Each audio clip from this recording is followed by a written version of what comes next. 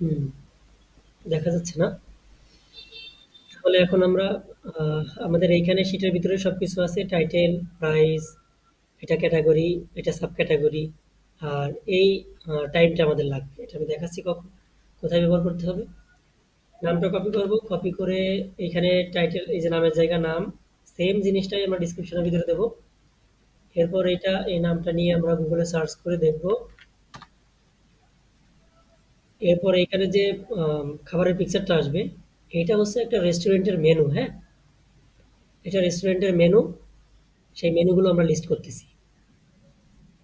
তো এই খাবারের পিকচারটা পাইছি। খেয়াল করতে হবে পিকচার নেওয়ার সময় যেন পিকচারে কোনো ওয়াটারমার্ক না থাকে। এই পিকচারে এখানে ওয়াটারমার্ক রয়েছে, ঠিক আছে?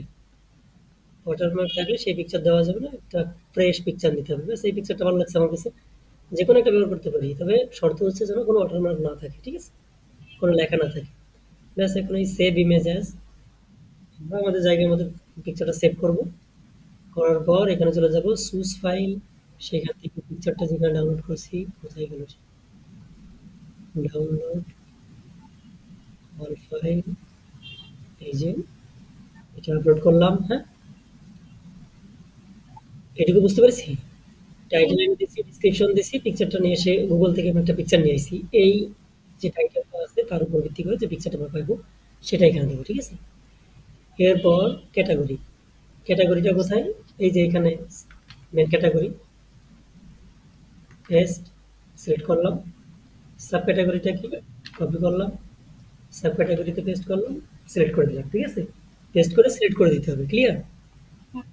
প্রাইস, প্রাইসটা কোথায়? এই যে প্রাইস এখানে, কপি, ডাবল ক্লিক, এটা আগে অন অটোমেটিক থাকে, পেস্ট করে দিলাম মুছে দিয়ে, ঠিক আছে?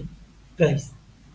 এবার নিচে চলে আসবে একদম, আসার পর এইখানে এই যে অ্যাভেলেবেল টাইম, স্টার্ট টাইম আর এন্ড টাইম, হ্যাঁ?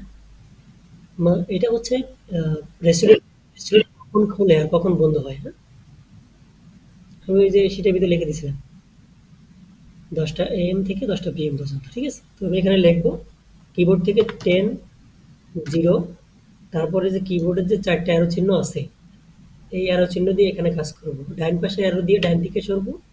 এরপর এখানে হচ্ছে এম দেওয়ার জন্য উপরের কিটা চাপ দেবো, দিলে অটোমেটিক এখানে এম আসবে। এরপরেরটা হচ্ছে সেম জিনিস, 10, কিবোর্ড থেকে 0, অ্যারো কি দিয়ে সরলাম ডাইন পাশে, নিচের ডাউন কিটা চাপ দেবো, তাহলে সিম্পলি আমরা পিএম পেয়ে যাবো, ঠিক আছে? শর্টকাট এটা। এমনিতে আমরা এখানে ক্লিক করে এই যে এই কর্নারে ক্লিক করে এখান থেকে দিয়ে দিয়ে সিলেক্ট করতে পারি।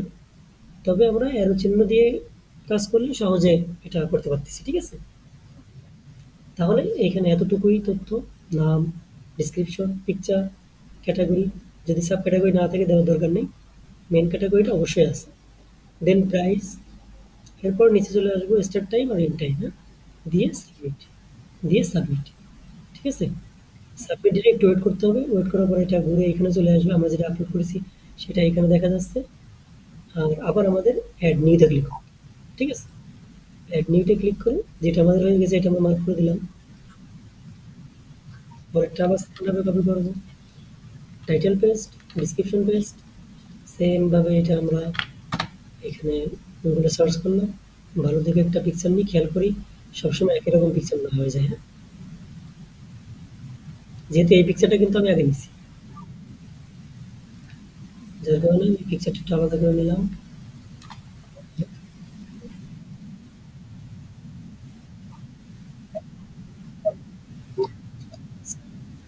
এখান থেকে আবার পিকচার চুজ করলাম। ক্যাটাগরি, এটা সবগুলো একই মনে হয়, এটা চাইনিজ। তো এখানে সিরিজ লিখলাম চাইনিজ, সাব ক্যাটাগরি এইটা আমরা একবার দেখে একটু মুখস্থ করলাম এটুকু, হ্যাঁ? এই জন্য আর এখানে কপি পেস্ট করা লাগলো না, আমি জাস্ট সিলেক্ট করে দিলাম, বুঝা গেছে?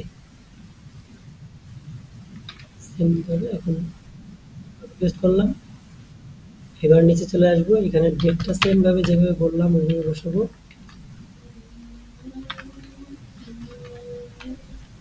দিয়ে সাবমিট, ঠিক আছে? এতটুকুই কাজ, করা যাবে না?